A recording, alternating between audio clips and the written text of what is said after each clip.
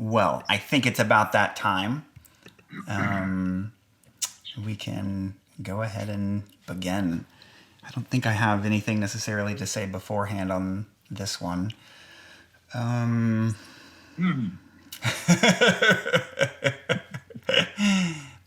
first few of these meditations we did, we went we objectified our experience and sort of went away into awareness. Comes out, I do have something to say. And then a few after that were more about exploring space and time and seeing the way our thoughts, images, and memory create that experience, create it from our direct experience. But the last meditation, rather than pulling away from the experience, our experience that we have objectified, we went into it farther and looked to see what was actually there. Without referring to thoughts, images, or memory, what can we really say is there? Is there anything to our experience?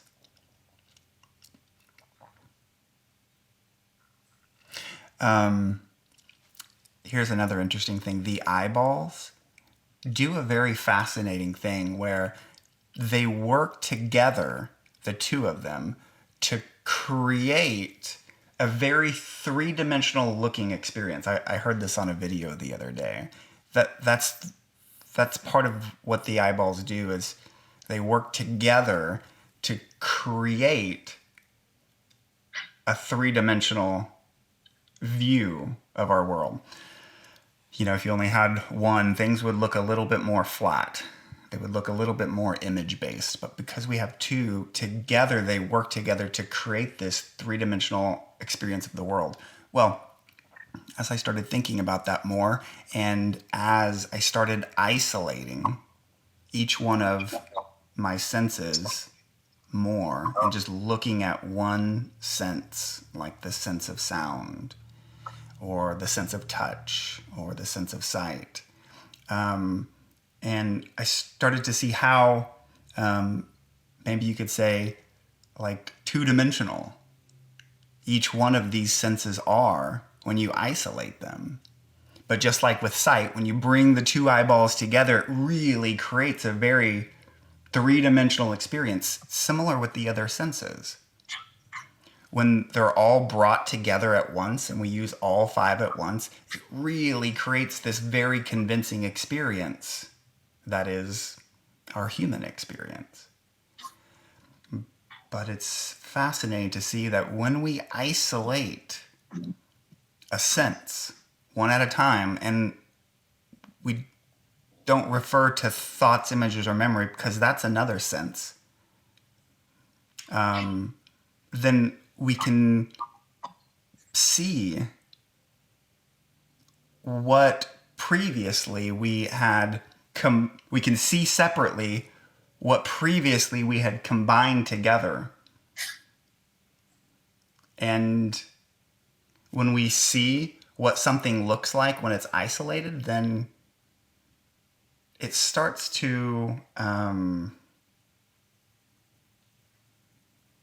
dissolve some of the challenging. What does it dissolve? It starts to dissolve the tension in our bodies, and it starts to dissolve the absolutes that our thoughts had previously defined our life to be. And as such, we're able to settle into ourself a little bit better, a little bit more. So that's what we're going to do in this meditation again, is go into our experience. We're going to isolate senses and experience one sense at a time what it actually is and what's actually there. just so we can see. And that's all we're really looking for, just to witness. What is this really here that I often just assume as part of the 5 sense human package? What is really here that creates this really convincing experience that sometimes is way more challenging than it needs to be? Okay, guys. So, if everyone's ready, let's go ahead and get comfortable. Make sure your microphones are on mute, and also maybe mute any extra devices that you have lying around so you are not disturbed. Usually our meditations are half an hour long or so. So, get comfortable. And when you're ready, close your eyes.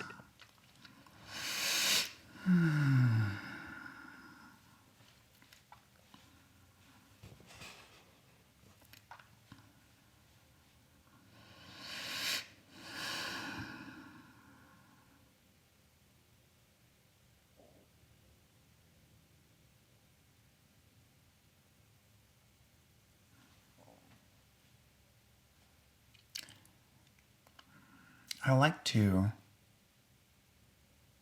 think about how incredibly skilled we all are already at meditation.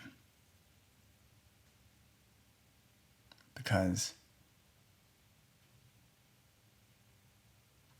meditation is something we've all been practicing every night when we go to sleep.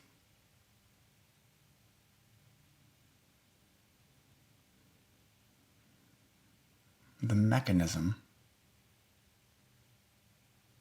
of withdrawing our attention from objective experience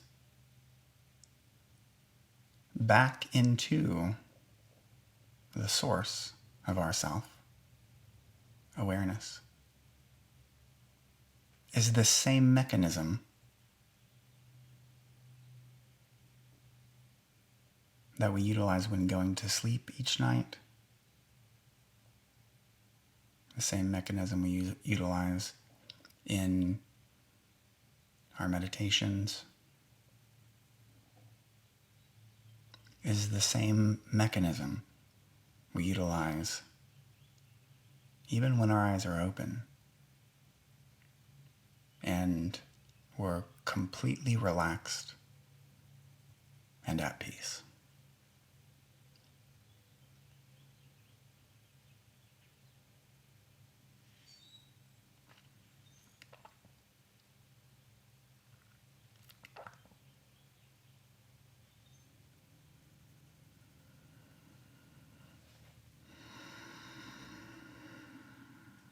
So, as I like to say, whether our eyes are open and we're attempting to become centered, or our eyes are closed and we're attempting to meditate, the first step is to very simply notice what's already here, what's already happening. And we don't mean the way that thought would conceptualize what's already here or what's already happening, but more so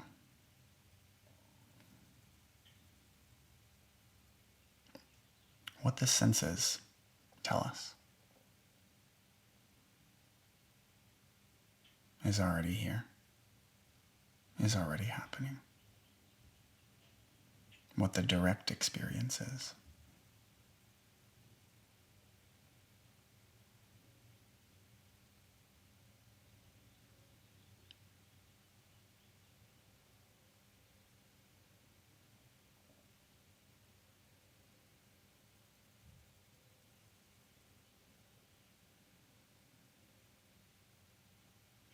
But this doesn't mean that we exclude thought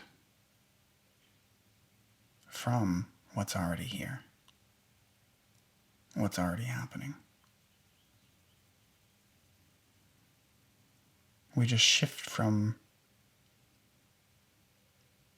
being interested in the content of a thought to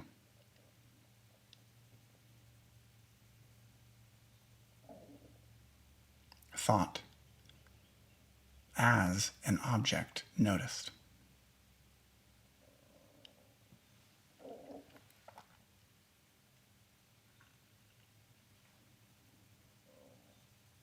And in this way, there's nothing in our experience now that wouldn't be included in with what's already here or being noticed.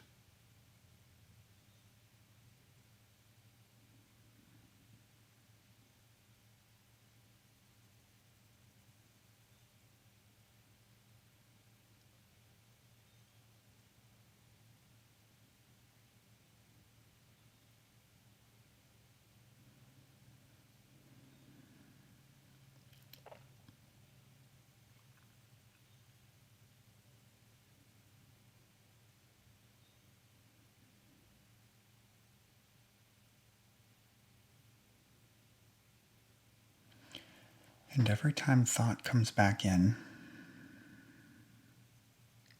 and tries to pull you back into its content, the moment you realize that's happening, stay right where you're at. Don't move. Just notice that now you're awake within the content of that thought.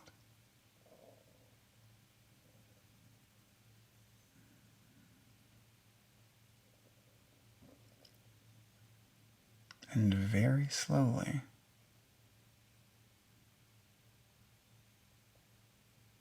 start to be less interested in what the thought has to say, the content, and more so in the fact that you're witnessing a thought objectively, a thought as an object, something that can be known, something you are aware of. No different than the stationary awareness, the stationary object of sensation. No different than the object of a sound.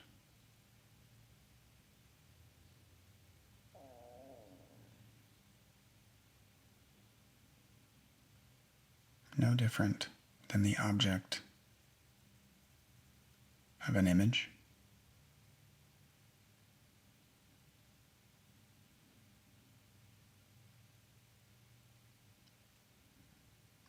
And if our eyes were to be open, no different than the object of sight.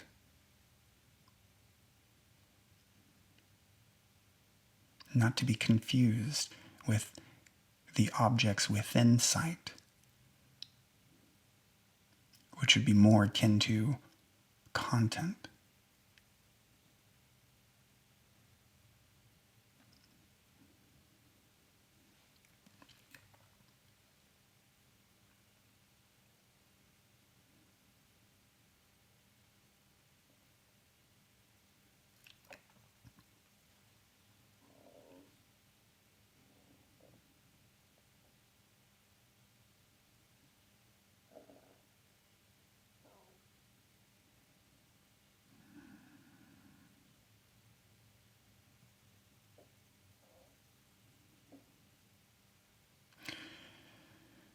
Notice the impulses to continue to figure something out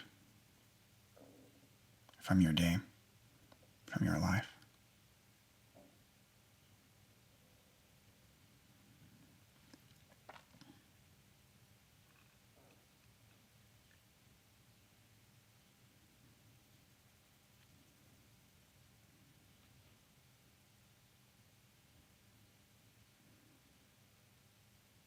These impulses manifest in two primary ways. They can be noticed in two primary ways.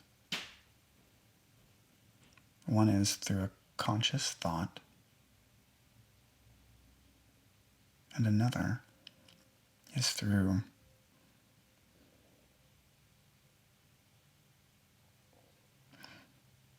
a thought that has become more unconscious and is experienced more as an impulse.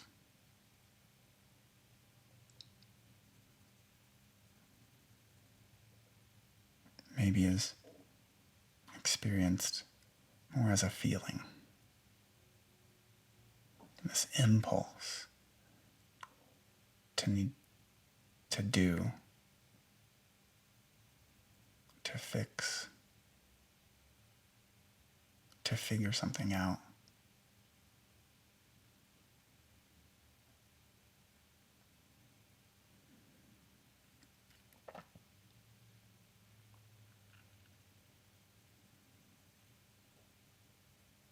But all of these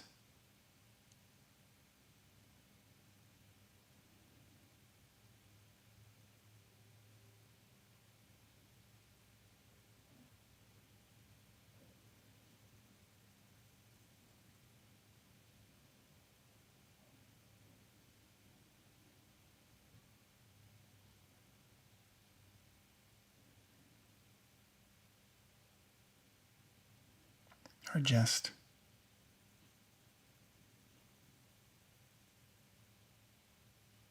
more examples of the same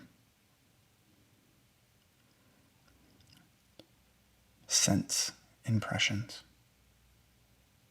sense objects.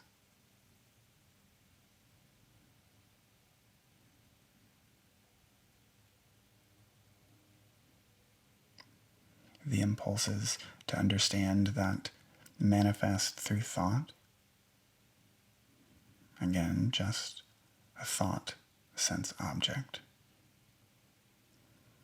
The impulse to understand, which manifests through the impulse or feeling in the body,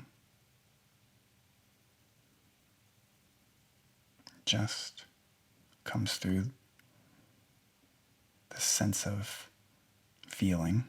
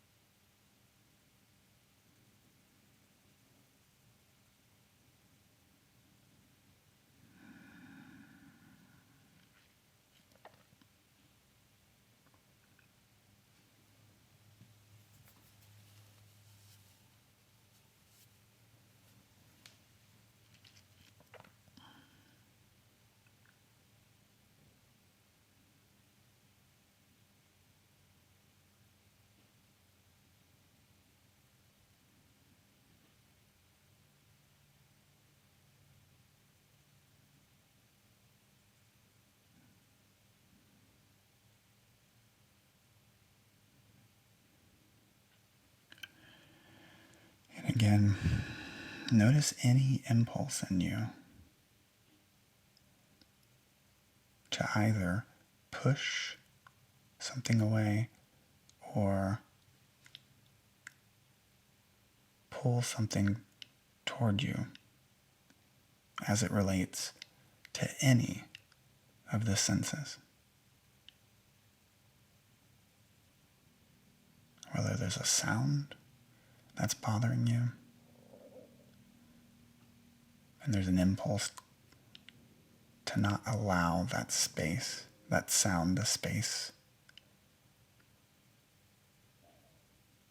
or whether it's a feeling that's bothersome or desirable, and as such, not allowing the feeling, the space, to just exist.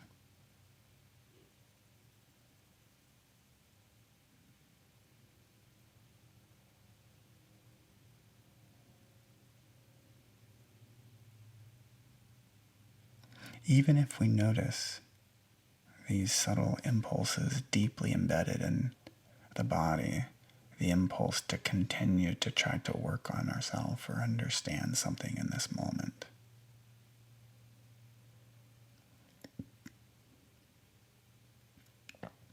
Notice any impulse to either continue to desire to work on it or understand, or to push it away.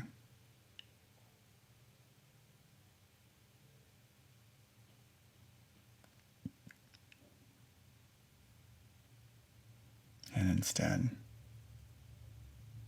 give it the space to exist.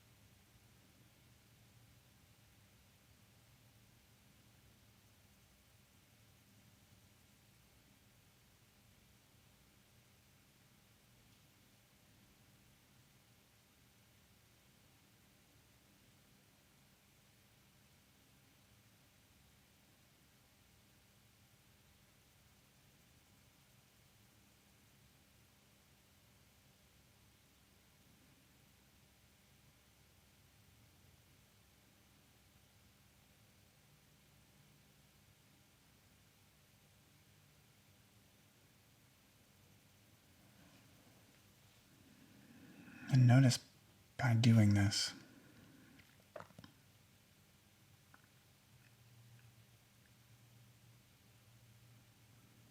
by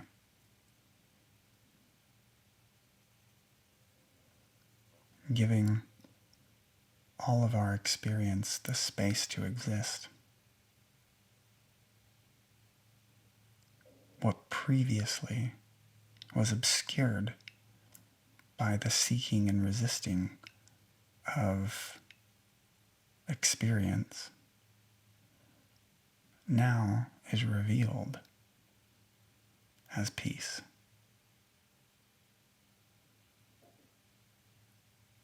Who we truly are.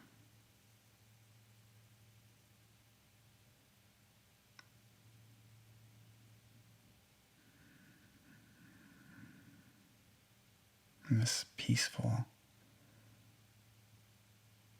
loving awareness.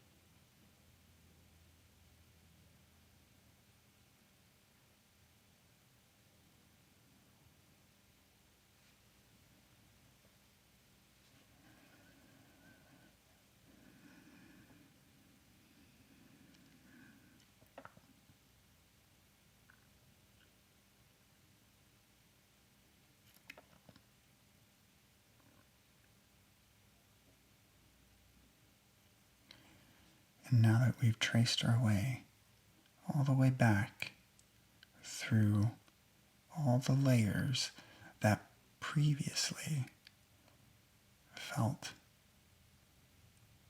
personal, and as such needed to be sought or resisted,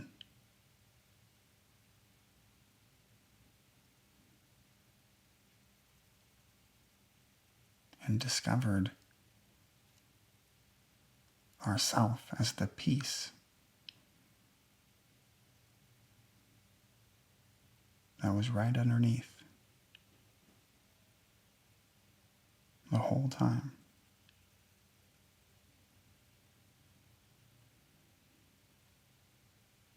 We can begin to explore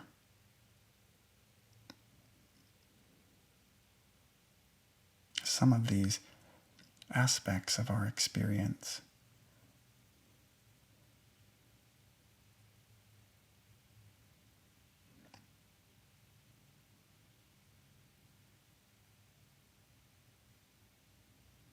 That previously were so convincing.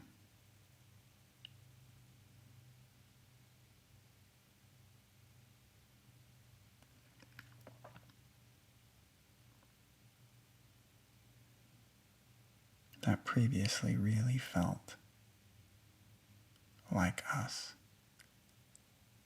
Like us and something other than it really is.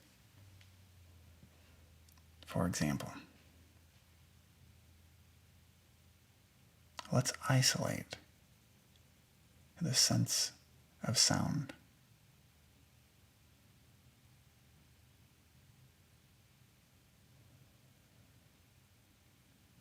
Whatever it is that you hear,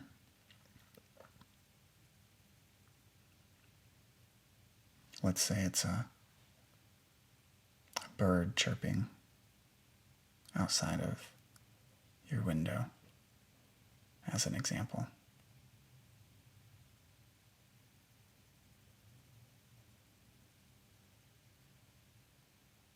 isolate that sound itself.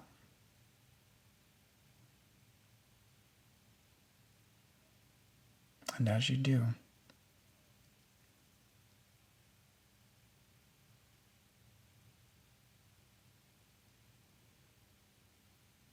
make sure that you notice any thoughts that may be hooked to it, such as, this is the sound of a bird, or an image hooked to it, showing what the bird looks like.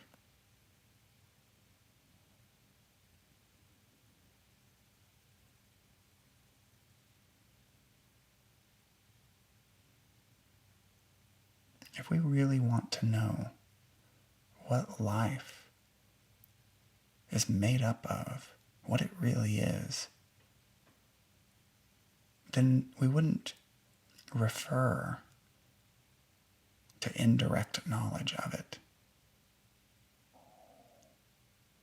We wouldn't refer to a book to understand the taste of an apple.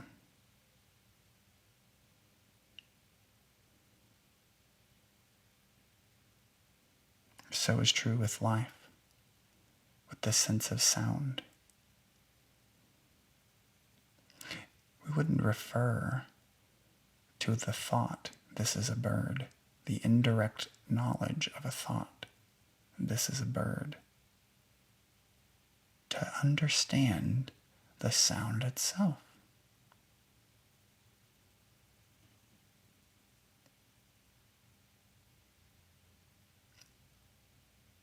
We would go to the sound itself if we wanted to understand the direct experience. What life really is.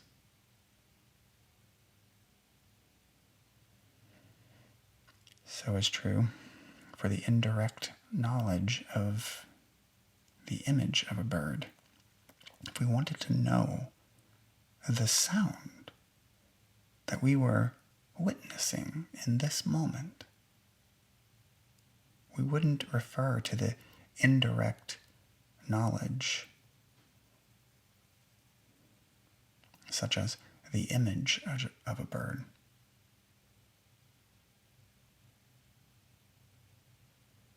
If we wanted to know what life really is, or is really made up of, we would go to that experience itself. We would go to the sound itself.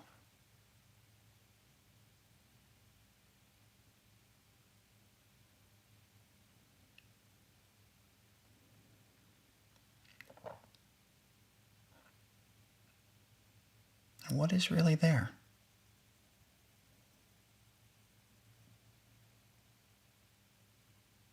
And the moment the sound occurs,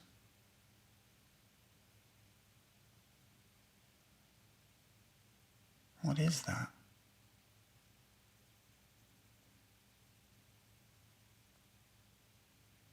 What is it made up of, without referring to thoughts, images, or memory?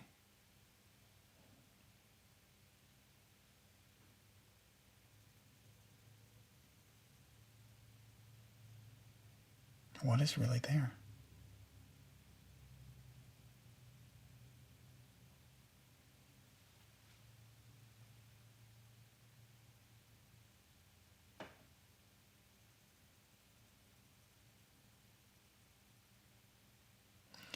Without referring to thoughts, images, or memory, can you even say it's happening outside of you?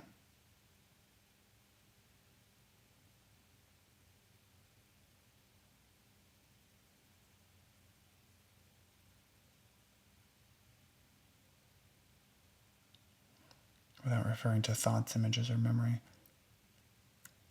can a distance be discerned.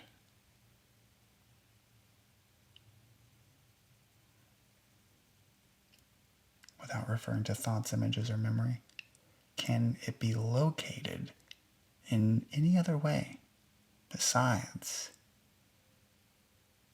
saying it occurs within awareness?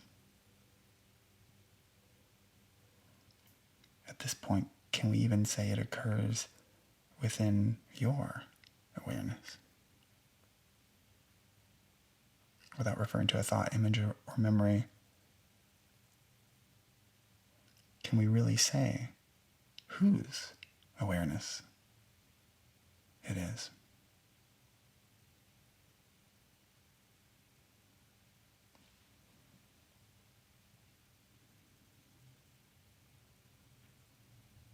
What is the direct experience of a sound?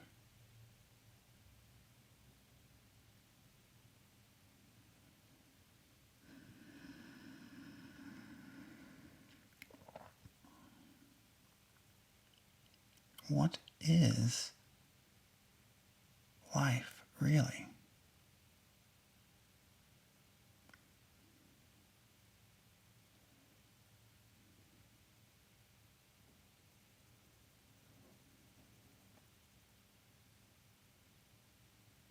All of these aspects of our direct experience, all of our senses, come together to create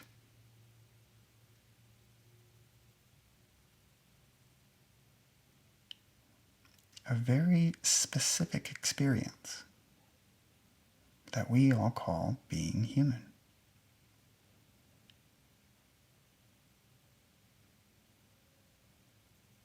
But how does that experience come together? What are the parts? What is the mechanism?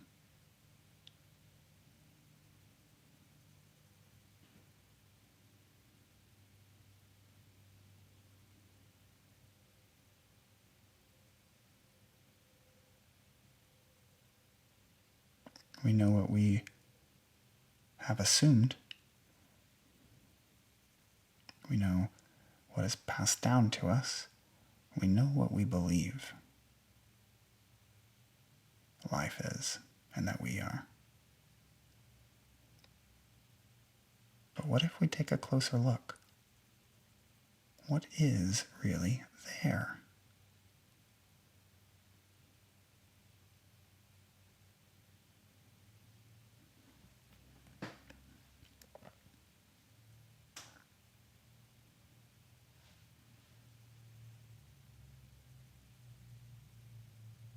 So is true when we go to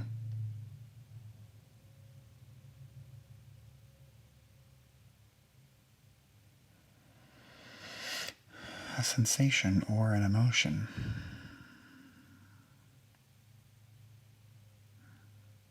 Maybe for ease of language, we'll just call it a feeling.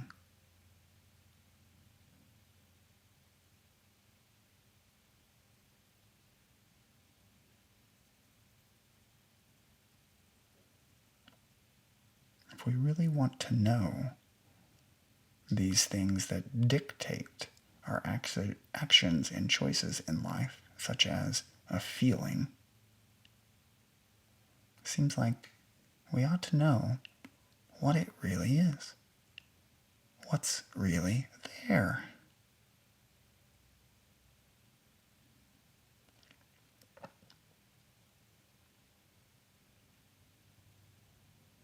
Of course, to know something directly, to know what's really there, we wouldn't refer to indirect knowledge of it, such as a thought, or an image, or a memory. We would go to the thing itself. Just as if we wanted to know what the taste of honey is, we wouldn't refer to the indirect knowledge of a book.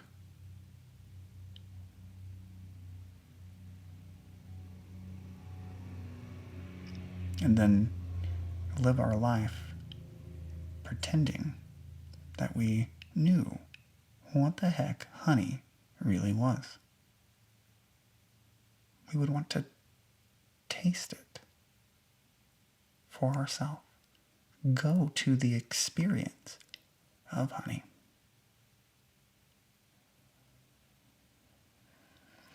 So is true with feeling.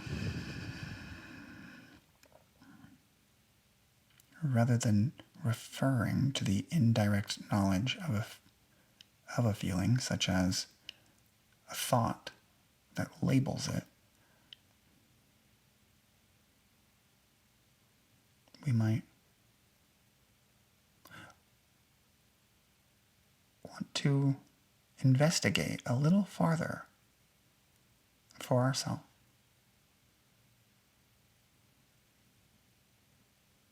What is really there?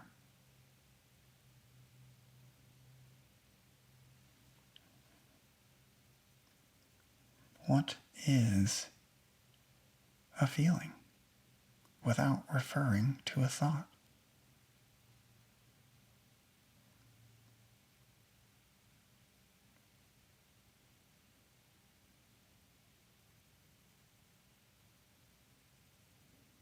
What is this thing that oftentimes seems dangerous even?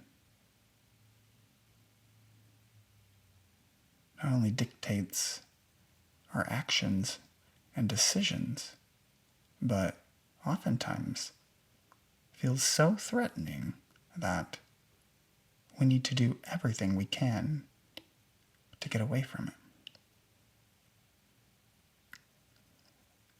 Due to referring to the indirect knowledge of a feeling.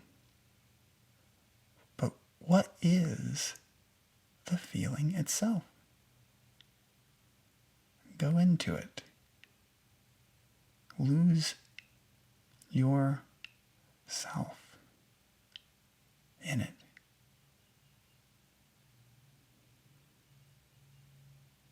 What is really there?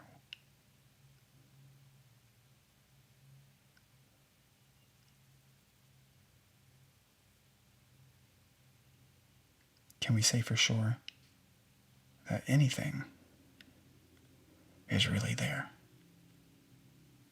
Allow yourself then to feel it fully.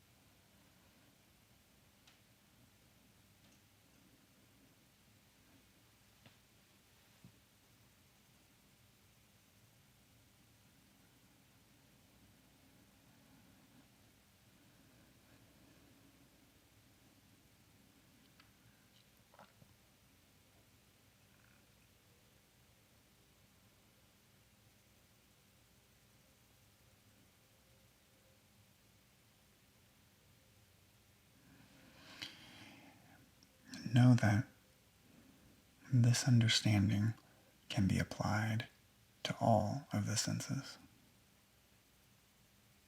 especially the sense of sight.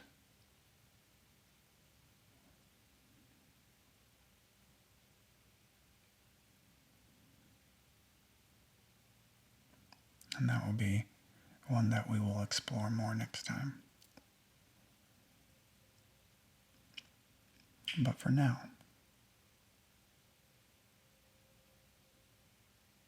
let's not only keep this understanding close to our hearts as we slowly begin to bring our attention back to each other in the conversation, but also keep this peace close to our hearts as well.